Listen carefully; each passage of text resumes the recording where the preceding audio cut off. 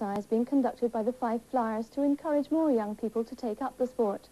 But in fact, PR doesn't seem to be very necessary here, for ice hockey, which was so popular about 50 years ago, seems to be enjoying something of a comeback. There are 4 Scottish teams in the British Premier League at the moment, and the Fife Flyers are currently enjoying one of their best seasons ever. Last night, they beat Southampton 6-2 at home in front of a crowd of more than 3,000. In Kirkcaldy, the kids don't play football on the streets, they play hockey. On Saturday nights, the doors at Kirkcaldy ice rink open at 6:30, but long before that, the queue starts forming, and by the time the game starts, there are often over 3,000 people packed into the arena. Ice hockey, said to be the fastest game in the world, is now the best supported sport in the Kingdom of Fife. Always stretch before practice. Get those muscles loosened up, boy. Okay, let's go around here. Loosen up. Let's go around once. Howdy hop.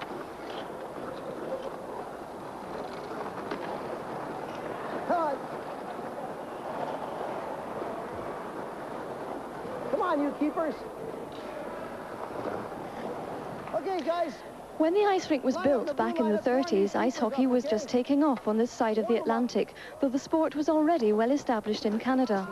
Today, after something of a lull, ice hockey is on the up again, and the Flyers matches attract bigger crowds than Wraith Rovers on the other side of town. 50 years ago, all but 2 of the Flyers were Canadians. Today, rules limit the number to 3, all new to the team this season, and captained by Ronnie Plum. Ronnie, why do you think ice hockey is enjoying such a comeback?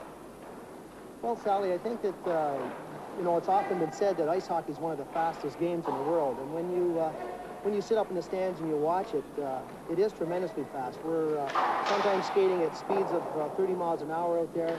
You can shoot the puck at excess of 100 miles an hour. There's a lot of body contact. It's a physical game, and the fans really get caught up in it. But what are the standards like here compared with Canada? Well, there again, Sally, it's very hard to compare because in Canada, you know, our national pastime is hockey, and we treat it on a very professional basis. You've got to remember here that all our players, all the players on the Fife Flyers here, have permanent jobs. That this is a hobby. They love the game, and they put all this effort in, really with no reimbursement. So on Canada, it's looked on as a professional level, and it's a little different type of scale. I know as a coach, I find that the players, one of the biggest things between the Saturday's game to the following Saturday's game is that the players get a little rusty. Their timing, stick handling, and shots are off, which leads to some frustration. So I try to get them out here to skate and get them sweating a little bit. The most important thing at the beginning would be to stretch out all your muscles, okay? Especially groins, shoulders, and all this. We do a little bit of stretching off the ice, and then on the ice we'll get in a group and go through that routine. Possibly the next most important thing is warming up your goalkeepers. A goalkeeper, you know, is one of the key men on your team. He needs to be loose. So we keep the shots down, shoot from way out, gradually move in on them and that. One of my ideas for practice is to continually keep the tempo moving. I could spend an awful lot of time on theory, but it's not going to do any good in getting the fellas in shape. So I like to kind of keep the flow of practice going, get them into a rhythm and get that metabolism up. And I think it benefits them most of it. With the help and experience of the 3 Canadians, 2 of whom are at the top scorers in the UK, the team is enjoying one of its best seasons ever, often playing 3 matches a week. The Flyers are currently lying at the top of the league on goal difference, and back in December they made it to the final of the Blue Call Cup, narrowly beaten by the Durham Wasps in a packed Wembley arena. That was a fantastic game in a sense that we represented Scotland, they were representing England. We won our games to get there in the Blue Call final. It was a tremendous atmosphere, and it was on TV, and the fellas were very hyped up about it. We had tremendous support from Fife down there to watch this game.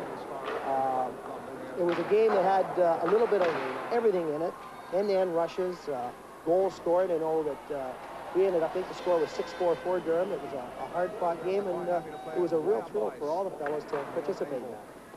So you were second in that, you came runner-up, but you did come close. You're top of the league at the moment. Do you think you'll remain top at the end of the year? Well, that question's been asked me from the very start of the season. And I'd like to say that we take it game by game, and there's a lot of tough games remaining, both for ourselves and for some of the other top clubs. I think over the next month or so, with key games up here in Scotland and down in England, results will trickle in, and you'll see it could be very tight, really. It's going to be possibly between us, Murrayfield, and Durham. The conflicting interests of the figure skaters and the curling fraternity mean that ice time is very limited for the hockey enthusiasts. Their practice sessions are late at night and are often restricted to just an end of the rink. But as the sport grows in popularity, will the Flyers have to look for more facilities? This year alone, just the emergence of more enthusiasm and into the game has given us cause for thought.